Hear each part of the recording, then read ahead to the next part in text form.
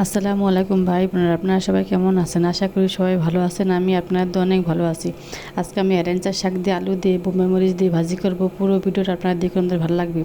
প্রথমে আমি এরেঞ্চার শাকগুলো ধুয়ে চুলায় বসিয়ে দিলাম। এবার দিয়ে দেবো আলু কুচি, দিয়ে এটা ঢাকনা দিয়ে ঢেকে দেবো। এবার ঢাকনা উঠিয়ে আলু কুচির সাথে এরেঞ্চার শাকের সাথে ভালোভাবে মিক্স করে নেব। এটা কিন্তু আমি ভাপ দিয়ে নেব, পরে তেলে দেবো।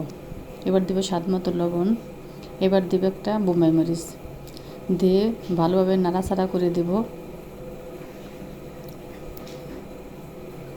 ভাই বোনেরা, আলু দিয়ে শাকটা কিন্তু আমার একদমই শুকনো শুকনো হয়ে গেছে। এবার কোনো পানি এখানে নেই, ভাপ দেওয়া শেষ। এবার আমি নামিয়ে নিব। তেলে দেওয়ার জন্য একটি কড়াই বসিয়ে দিলাম, দিয়ে দিলাম রান্না করার তেল। তেলটা গরম হয়ে গেছে। এবার দেবো পেঁয়াজ রসুন কুচি, দিয়ে তেলে আমি এটাকে বাদামি করে ভেজে নেব। পেঁয়াজ রসুনটা কিন্তু বাদামি কালার হয়ে গেছে। এবার আমি ভাপ দেওয়া আলু শাকটা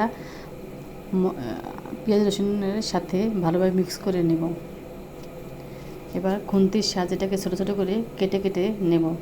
ভাই বোনেরা, বোম্বাই মরিচ দিয়ে শাক ভাজিটা যদি আপনাদের ভালো লাগে, লাইক দিয়ে সাবস্ক্রাইব করে চ্যানেলটার সাথে বিভিন্ন রান্না দেখার জন্য। শাক ভাজিটা কিন্তু আমার হয়ে গেছে। এবার আমি নামিয়ে নেব। আজকের মতো শাক ভাজিটা এখানে শেষ করলাম। সবাই ভালো থাকবেন, সুস্থ থাকবেন। আল্লাহ হাফেজ।